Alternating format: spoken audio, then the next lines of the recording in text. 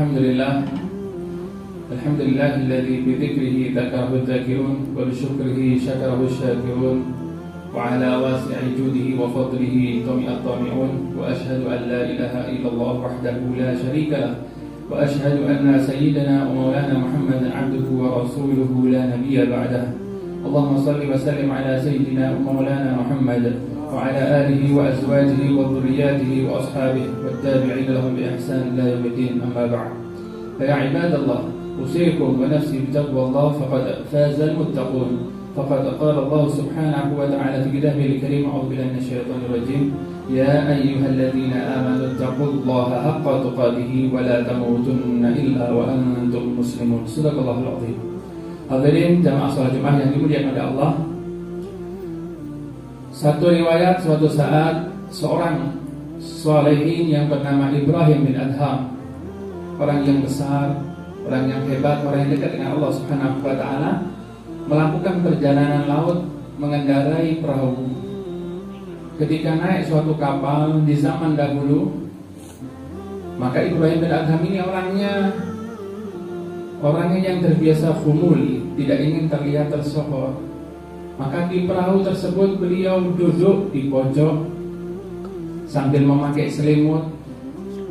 Ketika di tengah-tengah laut,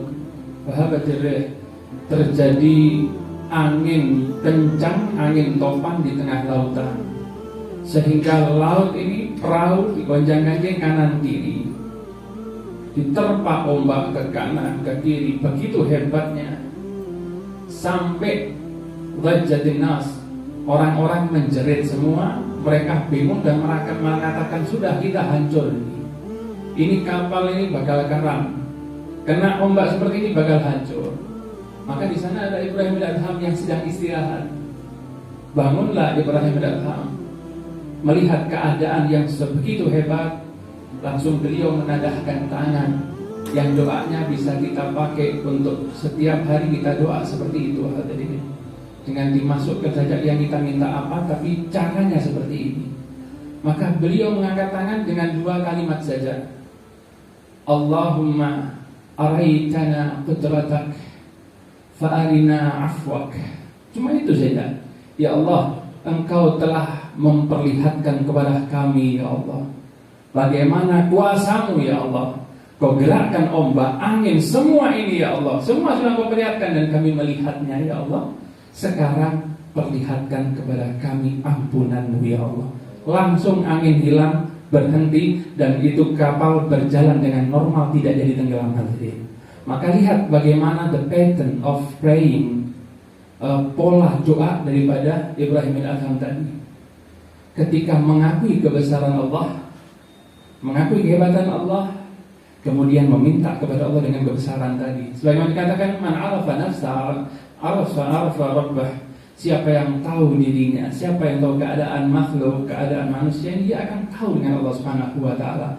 Bukankah sering kita kadang-kadang ada problem, duit gak ada, doanya gimana? Ya Allah, innaka qad araitana rinak, Engkau telah memperlihatkan, ya Allah, bagaimana kekayaanmu, kebesaranmu, ya Allah.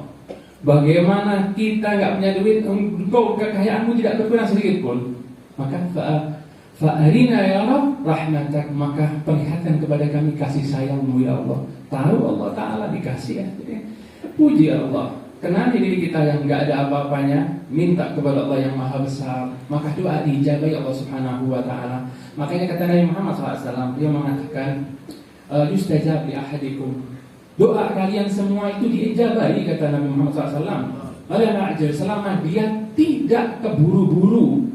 Keburu-buru gimana ya Rasulullah? Nabi mengatakan, yaqulu qad da'autu rabbi falam yustajab li. Aku telah berdoa kepada Allah tapi kok gak dikabul-kabul. No, itu namanya keburu-buru, hadirin. Artinya doa yang kita minta itu akan dikasih oleh Allah Subhanahu wa ta'ala. Wa idza sa'alaka 'ibadi anni fa inni qarib ujibu da'watad da'i idza da'an. Maka kalau ada hambaku yang bertanya tentangku, maka katakan aku dekat. Saya menjawab doa siapapun yang berdoa di antara kalian. Kadang-kadang masalahnya seperti ini loh. Orang dungo itu gak sinkron sama hatinya. Dungo pikirannya di mana? Seperti orang dungo, ya Allah saya kepingin apa? Kepingin umroh ya Allah, kepingin berangkat haji ya Allah, kepingin ke ziarah Nabi ya Allah. Tapi di hatinya setelah dungo, waduh kayak pulas, masa iso budal, belanja angin, urip sos, gak mungkin budal, gak berangkat. Kalau doa itu yang sinkron. Ketika kita minta ke Allah, itu Allah sedang kasih kesempatan kita untuk mewujudkannya. Minta kasih rezeki, Allah kasih kesempatan, tinggal kita ambil itu kesempatan untuk dapatkan rezeki. Minta sehat, ya Allah kepingin sehat, ya Allah mintanya sehat. Kepingin normal, ya Allah sakitnya misalkan gula, ya Allah minta sehat, ya Allah jadi sakit gula dikasih sehat. Tapi mari ngobrol sudah gembira, aku sampai goro ini. Itu tidak sama. Kalau minta yang sinkron, minta sehat, jaga kesehatan, kabul oleh Allah Subhanahu wa Ta'ala. Dan itulah yang namanya. Suatu saat ada lagi satu orang datang ke Sayyidina Ja'far Shadiq. Kemudian datang ke Imam Ja'far Shadiq mengatakan, ya Imam, saya mau belajar Ismullahil A'zam. Saya mau belajar, ya kalau sampai orang sini Asmaul Husna, yang mana di antara nama-nama Allah yang dungo dengan dungo ini diijabahi Gusti Allah Subhanahu wa Ta'ala, langsung kabul. Ditanya sama Sayyidina Ja'far Shadiq, lo bener tak sampai ingin belajar? Tenang, bener saya mau belajar. Ada syaratnya. Saya akan jalani syaratnya. Benar, benar. Apapun itu. Ya kan? Maka diajak sama Imam Ja'far Shadiq sama muridnya, diajak ke satu tempat. Tempat itu ada tempat seperti kamar mandi, ada kolamnya kalau itu. Waktu itu fi ayam di musim dingin. Dinginnya di Arab bukan seperti dingin di sini. Di sini 17 derajat sudah keademan. Di sana 5 derajat, kayak kulkas. Airnya itu seperti airnya kulkas. Kayak tahu enggak maksudnya, ini benar mau belajar Rasulullah ya. Nyempul mau nang ini. Masuk ke air ini. Pikirnya gampang, cuma gitu tok masuk biur ya. Ketika masuk sudah enggak kuat, pengen ngadeg, pengen naik ke atas.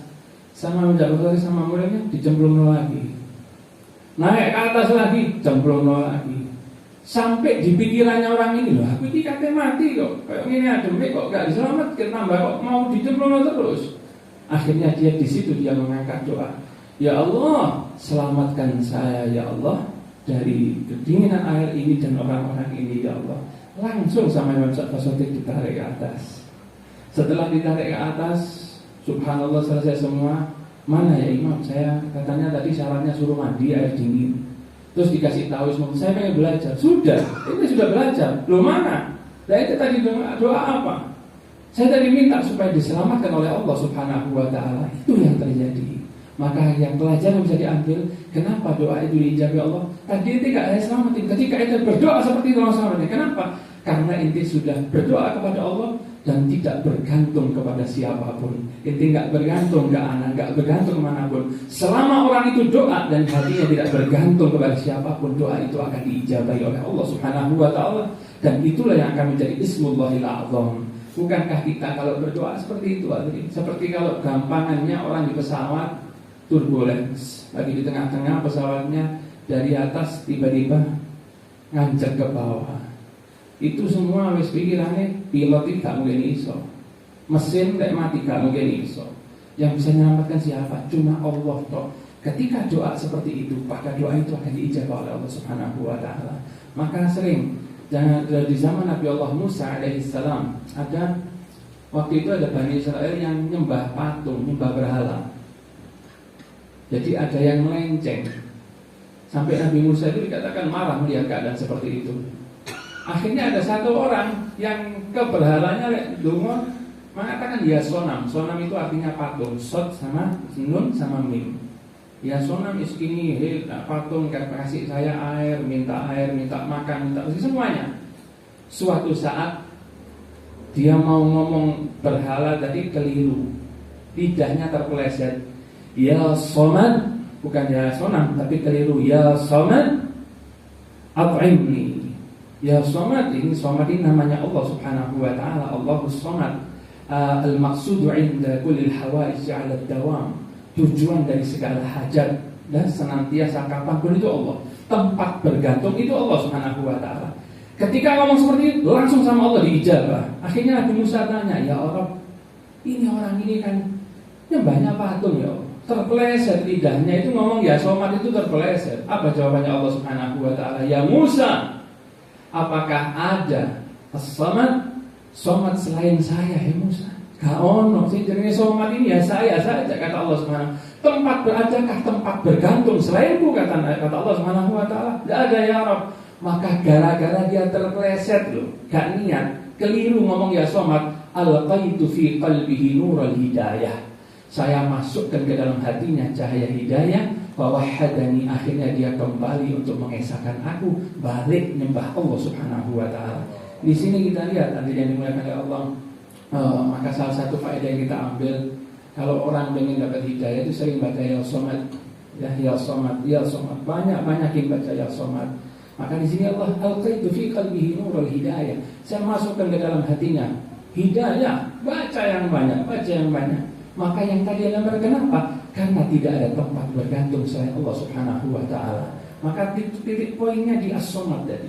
Ketika Allah kita jadikan tempat bergantung dari segala sesuatu kita, maka di sanalah Allah akan berikan kepada kita segala kebaikan.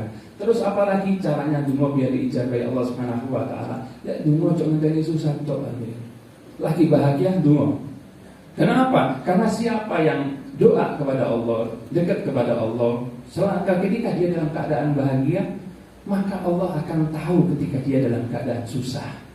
Biasa dungo waktu senang, Allah akan berikan ketika waktu dalam keadaan dia susah.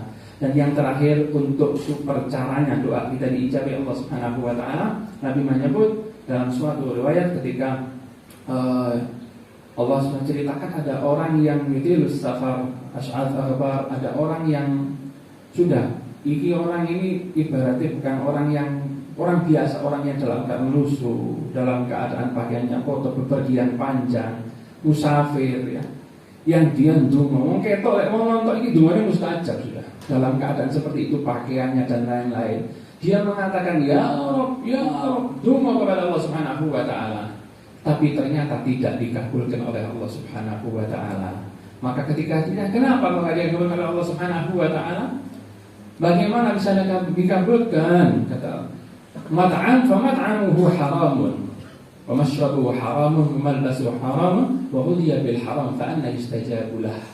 Makannya dari barang haram, minumnya dari barang haram, maka semuanya yang masuk dirinya dari barang haram, pakaiannya dari barang haram, maka bagaimana bisa dikabulkan doanya orang tersebut? Salah satu syarat untuk menjadi doa dijabahi Allah, sebagaimana sahabat yang minta kepada Nabi Muhammad SAW, ya Rasulullah, doa ini mustajab berdoa, doakan saya supaya jadi orang yang dungane mustajab. Kata Nabi Muhammad SAW, maka tujab da'watah. Panganganmu itu api ono, rezekimu sing halal, dari yang halal-halal, nanti doamu akan diijabahi Allah Subhanahu wa taala. Mudah-mudahan Allah Subhanahu wa taala jadikan kita orang-orang yang sesuai dengan kata Muhammad SAW, yang kalau dungo niku yakin, ud'allahu wa antum muqinuna bil ijabah. Berdoalah kepada Allah sedangkan hatimu dalam keadaan yakin doamu diijabahi Allah Subhanahu wa taala. Mudah-mudahan siang hari ini Allah turunkan rahmat bersama kepada kita. Mudah-mudahan nur hidayah yang diturunkan Allah kepada umat-umat yang lain Allah turunkan kepada kita, sehingga selalu hati kita mendapat petunjuk untuk mendekatkan diri kepada Allah Subhanahu wa taala. Amin Allahumma amin. A'udzu billahi minasyaitonir rajim. Faman ya'mal mithqala dzarratin khairan yarah wa man ya'mal mithqala dzarratin syarran yarah. Barakallahu li wa lakum fil Qur'anil 'azim wa nafa'ani wa iyyakum ma fihi minal ayati wa dzikril hakim. Taqabbal minni wa minkum tilawatahu innahu was-sami'ul 'alim. Fastaghfirullah innallaha al-ghafurur rahim. Allahumma shalli ala sayyidina Muhammad wa ala ali sayyidina Muhammad.